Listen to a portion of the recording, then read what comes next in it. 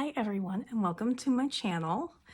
If you don't know who I am, my name is Mandy and I am going to talk about my January 2024 reading. I had planned to have this whole really slow enjoy my reading to a certain extent where I was going to read less. I read 13 books in January. And a lot of that had to do with the fact that it's winter, I'm home. It was negatives, like super, super cold. We had school canceled multiple times. So it's just kind of one of those things where I was home more and I actually really enjoyed it. And I think that I have understood myself more in the past year to really enjoy my books. And so I'm okay with what I read. I reread the first 4 books of the Wayward Children series by Shauna McGuire this coming year, just so I could get ready for the next book in the series, which is the 9th book that NetGalley and Tor so lovingly gifted me in exchange to read it and review it before it came out at the beginning of January. And so I wanted to read the books, the prior books, to just kind of get back in the world, and I love them so much. And this next one is kind of a continuation of Lost in the Moment and Found, which is the 8th book, and it's with a girl named Ancy. And so we are kind of getting her story. And if you haven't read the Wayward Children books yet, do it. It starts with Every Heart is a Doorway, and it just goes through, it's kind of like Narnia meets Alice in Wonderland with kids who aren't necessarily fitting in their world, or they're in bad situations in their home lives, and they have so many great characters. So that was my, basically my first 4 reads. They're novellas, and no, 5 reads. So that was 5 of my 12 books. So I'm kind of shoving them all together, but the new one is Mislaid in Parts Half Known. And if you have read the series, pick it up. It's great. It's another one. It actually gives us a little bit more ideas of why kids are in these rooms, and it's kind of finishing stories for some of these kids. And I love all the characters so much. I am such a fan of Sumi. I know a lot of people don't love her, but her book was one of my favorites, and I reread it again, this Beneath the Sugar Sky. I reread it again, and it's like, this is Shauna McGuire's love letter to Sailor Moon. And I grew up loving Sailor Moon. Sailor Moon was like my first love of anything, and I wanted to be Sailor Moon, and I wanted to live in it. I have read all the manga, I have watched all the anime, obviously, but I've also delved into why Naoko Takeuchi wrote all of Sailor Moon and what she wrote them on. And so I was a nerd. I was obsessed. So when I read it, it's the second time when I reread it, I was like, oh my goodness, how did I not see this the first time, that this was a love letter? So that was kind of a fun surprise when I reread it this time. So I really enjoyed that. And then the next book I read, actually it was the first book I read in the new year, was Bright Young Women by Jessica Knoll. And this one is a retelling of Ted Bundy, but from the women's perspectives, from the victims, because of all serial killers, there's the infamous 4 or 5 that, and especially Ted Bundy, he is very much so sexualized, and everybody's like, oh, he was so handsome, that's how he got away with this stuff. No, he didn't. He got away with it because he was stupid and the cops didn't care. He got away with it because of stupid cops. Really, that's why he got away with the murders that he did, and at least 50 women lost their lives. And so this one focused more on fictionalized, so it wasn't real, but it was heavily based on it, and they never say his name in the book, which is fantastic. But it was his victims, and so it was their survival stories, or their not survival stories. So it was fantastic. I could not put it down, and I was very happy with it. So I was coming off the high of that when I read The Curse of Penrith Hall by Jess Armstrong. And this one was a gothic story about a girl's friend who went to live in this house. I think it was called Penrith Hall. And then she's hasn't heard from her, so she goes and sees her. However, I didn't like it. I didn't like it. I gave it 2 stars. I was bored. I don't even know what happened in the book, to be perfectly honest. I listened to it on audio, and I was like, yeah, this was not for me. I should have DNF'd it. I even wrote in my book journal this month, it is okay to DNF books. It is okay if they're not yours, because like your favorites, because so many people out there will like it. This one's not for me. And so I'm glad that I'm learning that about myself, because I don't need to finish books. You don't need to finish the book. Nobody's going to come after you. Okay? Nobody's going to come after you. You're not going to have to write a paper on it. You're not going to have to come up with a thesis statement and pull it apart. It's not going to happen. But it did for many years for me. So I'm still getting out of that like academia where like I had to read so many books I didn't like because I had to write papers on them and have class discussions, and my grade was writing on it. Well, guess what? My grade's not writing on it. Nothing is writing on me finishing a book. So if I don't finish it, nobody's coming after me. And so I have to remind myself of that. So this one was one I should have not finished. It was just not for me. I wasn't feeling it the entire time, but I kept reading it because I was like, oh, I can do it. I can do it. Somebody said this was so good, so therefore I should love it. If it wasn't working for me, it wasn't working for me. So I'm learning this. The next book I read was another NetGalley, ARC, No, I cannot talk. I struggle with words. Yep. One was called The Djinn Waits 100 Years by Shubnam Khan, and it also came out this month, and it is so good. I gave this one a 5 stars for sure. This one was a story about a young teenage girl, I think she's teenage, and her father, and they go to live in this big old mansion in South Africa. I believe it's South Africa. I know it's Africa, but I think it's South Africa. And it is on the shores of the ocean. And it is this beautiful home, and there's all these weird people that live there, and it is apparently haunted, and it's haunted by a djinn.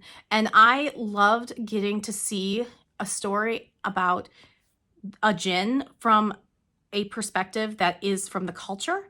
And so it was really cool, and it had dual timelines, and it reminded me of like Jane Eyre mixed with Wuthering Heights mixed with Atonement. And I loved it. It had magical realism elements. It had, I have to talk about this one, Emily Wilde and the Map of the Other Lands, where Emily Wilde and the Encyclopedia of Fairies failed for me was that I felt like Heather Fawcett was trying to jam pack too much into the book. Just like, it was like, oh, then she did this, and then, oh, she did this, and then all of a sudden she's here. And it just felt like it was a book that was far too long, except it was short. And so much happened, but then like, it just felt like she had so much to say, and she was so excited, and you could feel her excitement, that it wasn't a whole cohesive story. Did I enjoy it? Yes. But did I give it 5 stars? No. However, Emily Wilde and the Map of the Other Lands got 5 stars for me. We're back with Emily, we're back with Wendell, and we have some new characters and a new mystery to solve and a new region of Europe to explore. And I enjoyed it so much. I enjoyed the banter. I enjoyed the stakes. I enjoyed the new characters. I really enjoyed the new characters. So this one was a solid 5, and I'm excited for the next one in the series. And I do hope that, like, I know that there are some people who are like, I hope it's only a trilogy. I hope it continues on kind of like Veronica Speedwell and just keeps going, because I love it. I love these characters, and Heather Fawcett is just getting into her stride. So I think this is a great one. The next book I'm going to talk about, and I got this is another galley. This was my month of galleys. I really want to focus on getting through my galleys for the year of 2024. So I have a nice list, and I'm getting through them, and I had a lot that were coming out in January. So when I say like these all came out, everything that I read except for one book came out in January, and the like last one is coming out the first week of February. So when this video goes out, most of these books, if not all, will be on the shelves. So this one is called The Invocations by Crystal Sutherland. And let me tell you, I read The House of Hollow last year for Meg with Books Patreon book club pick. I think it was like April. And I know she didn't like this House of Hollow, but I have not stopped thinking about House of Hollow. House of Hollow was one of my top books of 2024.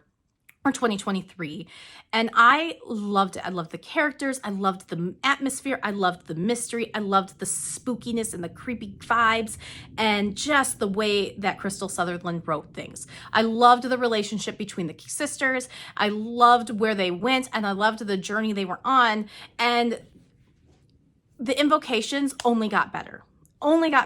So I am absolutely just enamored with the invocations. So the invocations is different. So the invocations is 3 strangers bonded now because of a serial killer who's hunting witches.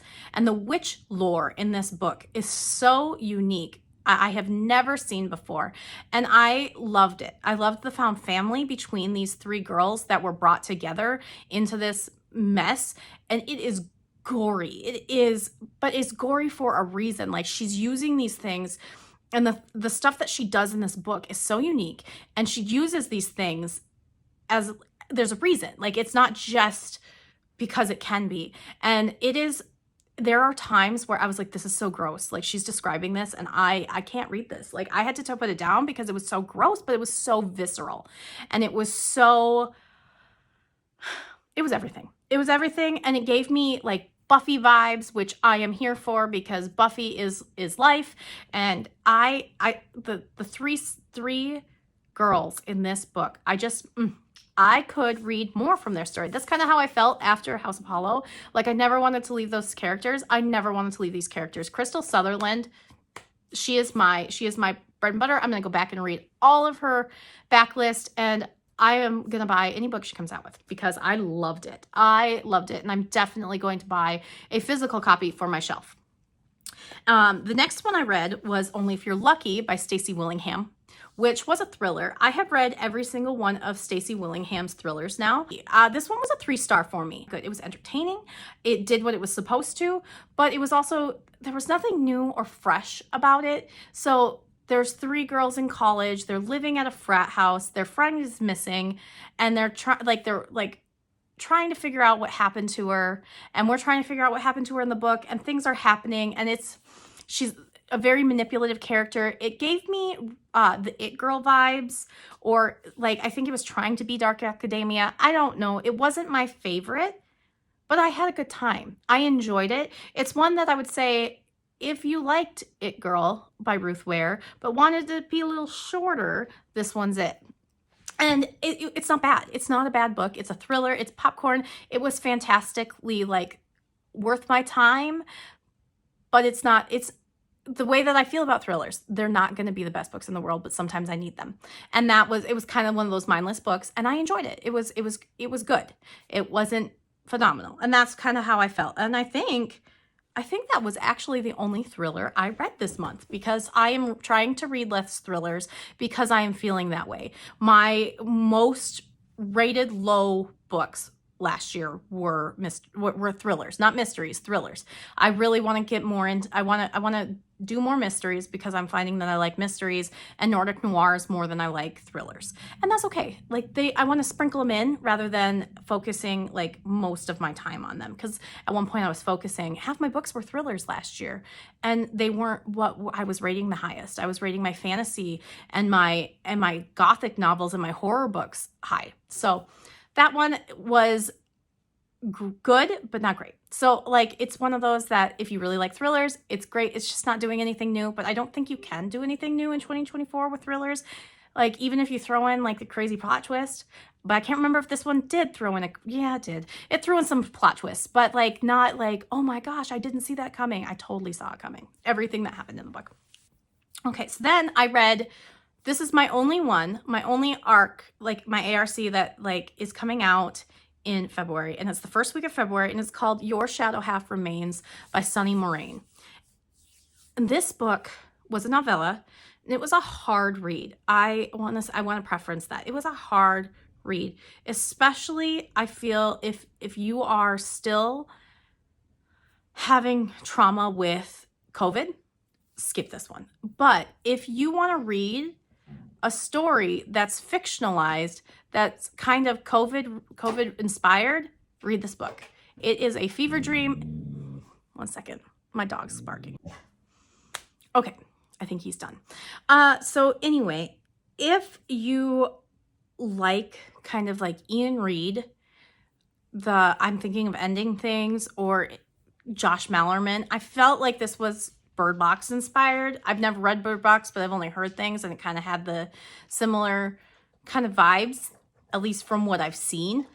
But this one was, it was very fever dream-like, and I can't describe it. I don't want to give anything away. Just know that it's COVID inspired, and it was very well written, and I adored it. I adored it.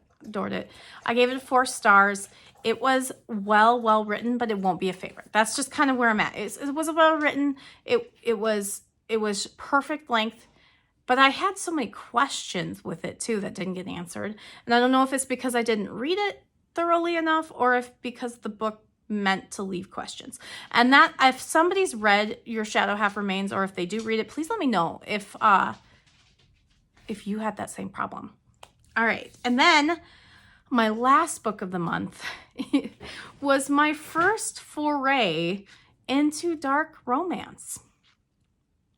And I don't know if I'm a dark romance girly. I'm trying out romance in a different way, because I have been kind of a buttoned up galley, and I like closed door stuff. And yeah, this one it went there. But I should have known, because it's a story. It's called Butcher and Blackbird by Brynn Weaver. It's kind of everywhere. I loved the cover. I loved the sound of it. And I'm kind of I like to check out and see what people are doing with serial killers. I find them fascinating. I mean, I started my month and ended my month with serial killer, like a serial killer story. And there's serial killer stories throughout. I find it an interesting thing that we're all kind of grappling with and coming up with different commentary on it. And this one was another one that was, the 2 main characters are serial killers of serial killers. And so it was kind of like Dexter meets, I don't know, but it wasn't kind of the trope was insta love, and I don't know how I feel. Like I enjoyed the audiobook. The audiobook narrators, there were 2 narrators, and it was more like an audio drama. So I really enjoyed that aspect, but I'm still trying to decide how I feel about the story itself. I was enjoying the audio. I had a really great time with the audio. I enjoyed the narrators, and I enjoyed how they played with each other. They recorded together, which was, it was like they were having conversations, and it was enjoyable. That part was enjoyable. And I will probably pick up the second one, even if I have to skip over the sexy scenes, because it's a little bit too much for me. However, the last book I do want to talk about, because I almost forgot. I actually have the physical copy here because I checked it out from my library. And that is Crayon, an artist's colorful guide to drawing on the go by Monica Forsberg. This book was my one art book that I checked out from the library for the month. I like to check out an art book every month and play with the different kinds of things that the tutorials talk about. What I loved is I actually read this one. And it's like art books obviously are quick reads, because you have all of the tutorials and just a little bit of text. But what I loved that Monica Forsberg put in here is, this is why, like, let me see if I can find one, like this one. She's talking about color theory, which is something that is in the Quarto publishers they have kind of a standard setup. And so they target beginners. And this one talked about, when I was younger, I used to visit fabric shops with my mother. We'd look at colors and patterns, but when where she'd favor, say, matching blues and purples, I went for bigger jumps, like pink with green or orange and blue. My mother tried to teach me that a blue and green combination was never a good idea, but that's one of the rules that I've since discarded. So it's kind of one of these things where I really enjoyed her talking about her childhood and where her art love comes from, and like why she likes to draw things. Like she likes to draw shoes, and she went into explaining where that came from and what she loved. And I just enjoyed this. So I bought this to use my Neocolor 2 crayons with, which are artist grade crayons. But what I love in here is she doesn't tell you what she uses. So it was kind of a critique for me too, though, that she doesn't tell you what she uses, what brand, because she's like, there are so many out there, which yes, there are, but as a beginner, you don't know. But she even references Crayola as something that you can play with. But I got this to use with my Neocolors, which are artist grade wax-based pastel crayons. And I have enjoyed it. I've done a few things in my sketchbook with it. And so I do think that maybe I will do a video on this one before I return it to the library. But I went through the entire thing. I've done a lot of the different designs, and it's a lot of fun. It is a lot of fun. I recommend this one if you are looking for an art book that you just want to sit down and you want to color. She gives you great step-by-steps. And that's one of those things where I'm trying to share more with my book followers what I'm doing in my art life, because I listen to a lot of books while I'm drawing. And I feel like if you want to get into audiobooks, having something to do with your hands is really great. So this one is just, she shows you step by step what she is doing in each step and what colors she's using and what she's going to get to this, and gives you ideas on how you can make it your own. And I loved it. I loved it. It's one that I think I am going to pick up a copy of for myself to pass out. Like, I like to get ones for my library because eventually I'd like to have some in my future classroom, because I think these are great. These are great for creativity. It's also nice that I use these for my son too. And so, yeah, I enjoyed this one. This one was a fun one that I picked up on a whim in my library. And so, yeah, and that's where I'm at with books for the month. I want to read authors of color for Black History Month here in February. And so I will be coming back with another video on my TBR, because I created kind of a TBR menu, and I've tried it. I tried it in December. I didn't do it in January because I was doing something different, but I'm coming back to it for February with a twist. So keep an eye on that. And I want to know, if you watch this whole video, drop me a coffee emoji, because I also got my coffee mug with my top 20 books of 2023, and coffee is life. So I hope you liked this video. If you like it and you want more of my content, please subscribe and like this, share it, whatever. Tell me what your favorite book of 2023 was and what you're doing in 2024, because I'm so excited to be back to BookTube. I have missed this so much, and I can't wait to continue to connect with people. Bye. Have a great one.